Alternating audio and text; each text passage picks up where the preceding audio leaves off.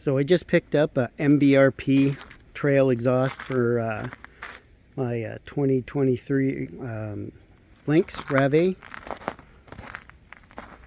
And we're about to put it on, so we're going to do a before and after sound test. We don't have enough snow to do anything, but that's what it looks like.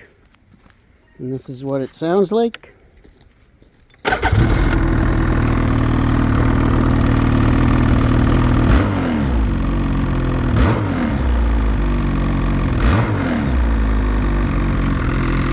Okay, and I'll be back in about 2 seconds and we'll have the other one on. Okay, we've now installed the new MBRP Trail Performance one. Here it goes.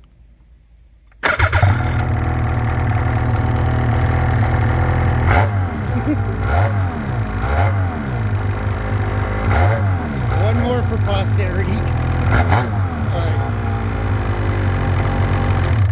And that's the difference. So if you're in the market for MBRP one, I highly recommend these things. They're excellent. And the weight gain is unbelievable.